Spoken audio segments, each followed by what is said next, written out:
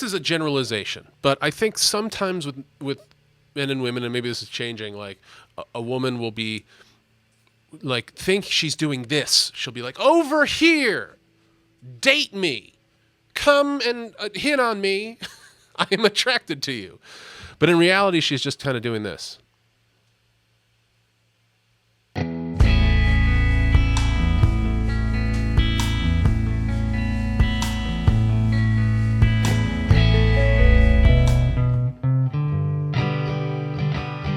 If my words did glow like the gold of sunshine, and my tunes were played on the heart unstrung, would you hear my voice come through the music? Let there be songs to fill the air, ripple in still water, when there ain't no pebble toss or wind to blow. Hold out your hand. I'm wearing the Jerry shirt today. In honor of Jerry, I am playing Ripple, great song by the Grateful Dead. Anyway, welcome back, everybody. It is a pleasure to see you. I have been dealing with some camera issues that I'm not going to go into. But we are back with our trusty iPhone. I don't know why I ever betrayed you. My apologies. I hate Apple, too, even though I use their products. But let me not... Today we return to the Folklore album. In recent days, you in the comments, friends of mine to me personally, family members to me, in emails and such...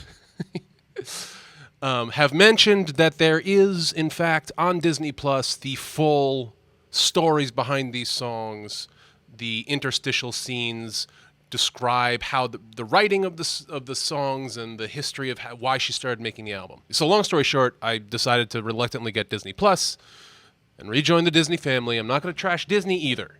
I'm not picking any fights with either Apple or Disney today. All right.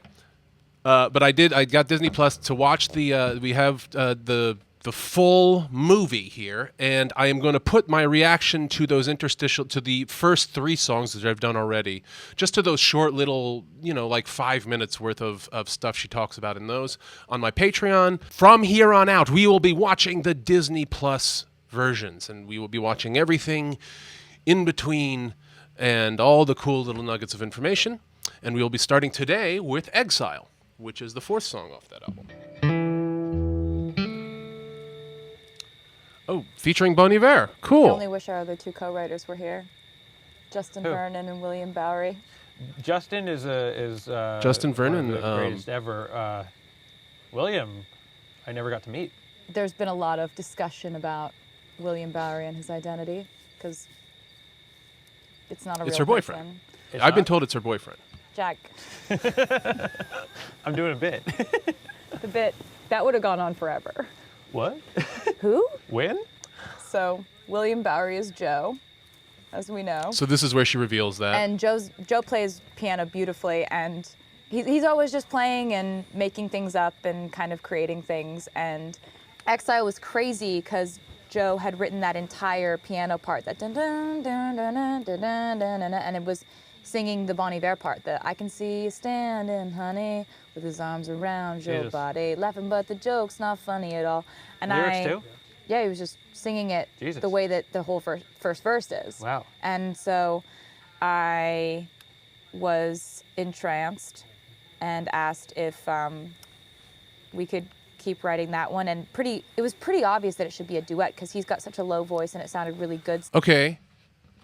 I'm going to jump back. I'm sorry to interrupt. So it seems like her boyfriend, William Bowery, why can't we call, is it, I guess maybe it's just more fun to like have him have like a stage name or a nom de plume, or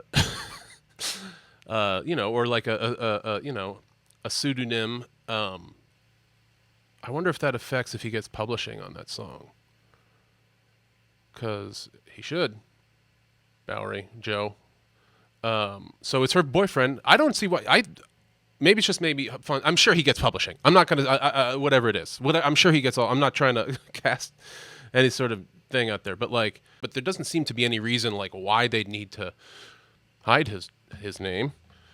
It's cool. Like she's like, oh, he's just writing this beautiful song, and asked if we could keep writing that one. And it was pretty obvious that it should be a duet because he's got such a low voice and it sounded really good sung down there and in that register. And then we're really, really, really big Bon Iver fans, and So cool. we know that Aaron knows him. But I was too afraid to suggest it. But I just, when I sent it to Aaron, I was like, this is hopefully a duet. I don't know who would it be with? Who do you think would be good with this? And Aaron was like, I think Justin would love this. And you're like, really? Okay, that could be interesting. I couldn't say it. I couldn't say really? it. Is that really what happened? No, I couldn't say it with words because if I would have said it and he would have gone to Justin and Justin would have said no, it would have hurt too much. Interesting. That's crazy. So that's nuts. She's kind of saying like, oh, I was worried that he wouldn't want to do a duet with me. She's like one of the biggest artists in the world. Like, of course people would want to do a duet with her or like work with her. She's like going through like what guys go through, like when we ask a girl out, just like terrified of whether she's going to say no. When we talked about it, I was like, I think he's going to be really inspired by this. And then we sent it to him and he was.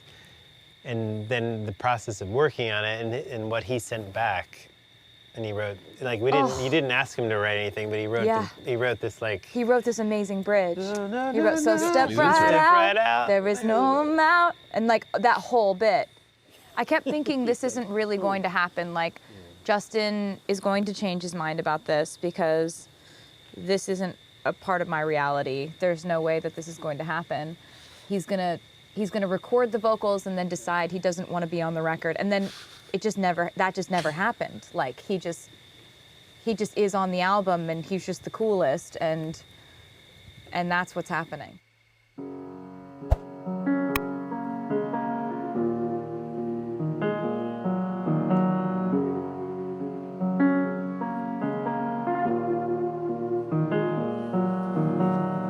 I can see you standing, honey, with his arms around your body, laughing but the joke's not funny at all. And it took you 5 whole minutes to pack us up and leave me with it, holding all this love out here in the hall. I think I've seen this film before, and I didn't like the ending. You're not my homeland anymore, so what am I defending now? You are my town, now I'm in exile seeing you out. I think I've seen this film before.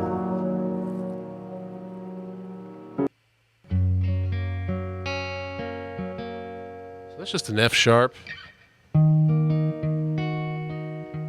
G sharp minor, major chord, minor chord. Comes across real soft and slow and easy, like it's like a thick syrup just being poured on pancakes. Justin Vernon's voice is really, really good for this. Also amazing that he's singing through. So this was probably recorded last year when like you couldn't even be in the same room. There was no vaccine. You couldn't even be in the same room with anybody. Like, so there's a cameraman in this room, so he's got to have a mask on. It's responsible, and it's amazing that he can sing through that and through the through the windscreen. I can't believe that's like that MIDI board he has. He must have a nicer MIDI thing than that. I love his setup, man. It seems very kind of low rent, user friendly. Is that a dandelion encased in glass there? That's cool. I can see you standing, honey, with the rooms around your body. I can't get down there. I mean, that's always what it is, isn't it? It's like you can break up with somebody, and even if it's over and you just see them with that other person, a little part of you's like, Arr! I love that line, laughing, but the joke's not funny at all. Just like just kind of what you do when you're being polite and kind of social niceties and, like going to parties and everybody is, a little bit, having fake conversations and, talking, but they're kind of looking around, It's like vapid interaction that you just do in the beginnings, maybe of a relationship or of maybe an insincere relationship. He's looking at this and it's like, look at how shallow what you have is when what we had was so deep. So it's going to be B, C sharp, back to D sharp minor, back down. So it's going to be, I think I've seen this film before, and I didn't like the ending. If you're on my homeland anymore, so what am I defending now? Something like that. Good song. Like it.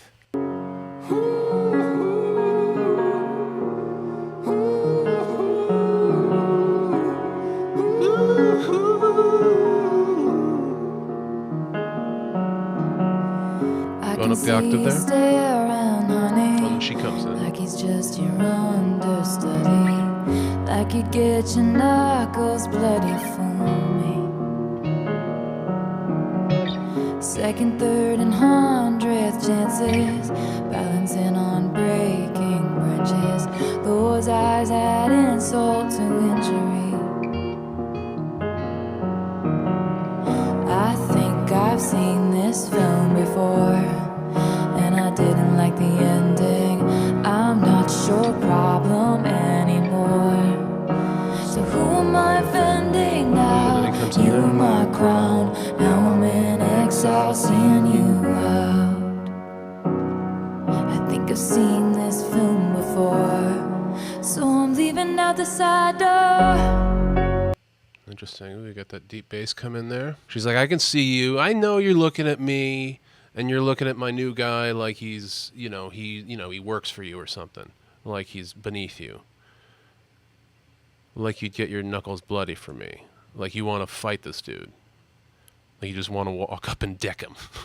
It's interesting because this is her boyfriend's song, and now it's kind of about how he cheated on her.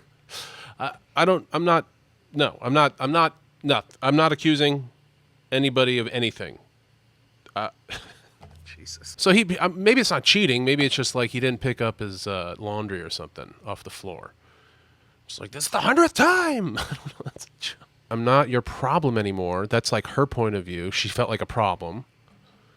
So who am I offending now? She's like, I'm always offending people. Exactly. Like she feels like she's in trouble all the time. By the way, jealousy is like always bad.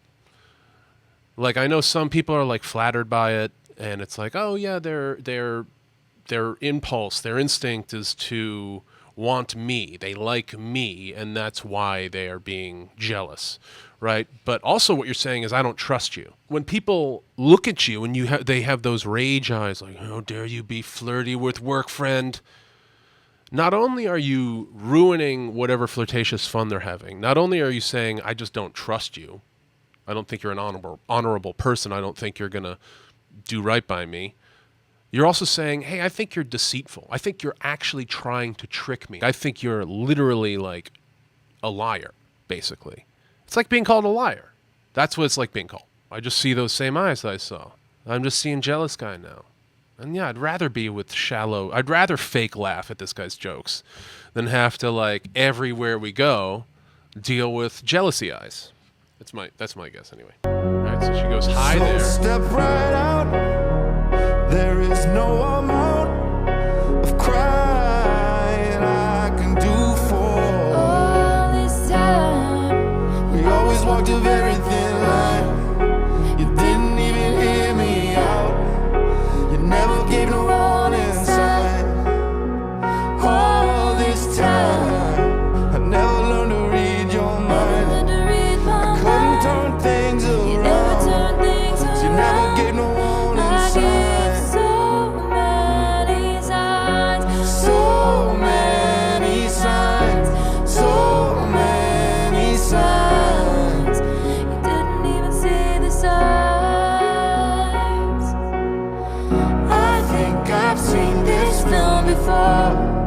And I didn't like the ending.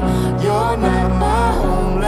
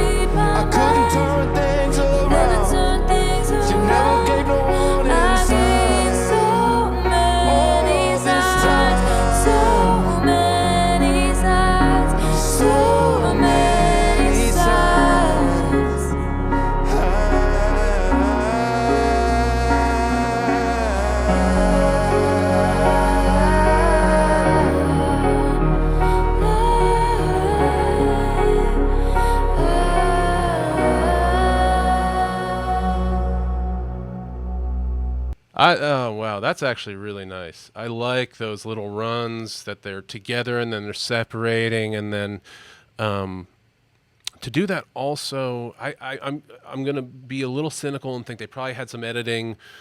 Maybe they did 1 or 2 takes, but maybe they didn't. Maybe that's all one take. If that's all one take, that blows my effing mind that they're able to get those little kind of flutters above each other and do those little harmonies above and below each other so easily, and then return back to the exact same melody in different octaves, and then have those own little individual fills there. So it goes. So step right out. There's no amount of crying I can do for you. So step right out, so leave. There's no amount of crying I can do. There's no amount of sadness that's going to end this. It's a lesson, unfortunately. We all have to learn probably on various different topics. There's no amount of sadness that's going to change this. You didn't even hear me out. They're both saying that here. They both feel the same way. You didn't hear me out. You never listened to me. You never gave me a warning sign. She's like, I gave so many signs. There have been times when somebody has told me, like, I can't believe you didn't notice when I did that. I think this is a generalization, but I think sometimes with men and women, and maybe this is changing, like, a woman will be, like, think she's doing this. She'll be like, over here, date me, come and hit on me. I am attracted to you. But in reality, she's just kind of doing this. That. But to us, that's supposed to be like beep, beep, beep. I'm not great at reading signs either. Mind and around don't really work. Mind around. Unless you're like Irish. I really hope I'm not in. I have terrible accents all over the place. I'm an equal opportunity offender. I apologize. I guess it's a side rhyme or whatever. It's like a rhythmic rhyme. I don't know what the word for that is. It's fine. I'm not. Nobody's in trouble here. Relationships don't always have to be designed to last forever. Like you can have. Let me figure out what a relationship just based on jealousy is like, and have that catastrophe and learn that lesson the hard way, fun way, bad way. Liking this album, keeping it vibey. How we doing? Thank you guys so much for checking out this video. I hope you enjoyed it. I hope I did not offend you in my opinions on Taylor Swift and or of any of the artists we've seen today. I will continue this journey shortly. Please check out my channel for more. Check out my Patreon for little extras and to get these at least 12 hours before all other uploads to YouTube. Hug each other, love each other, be nice to each other in the comments, and until next time, keep playing.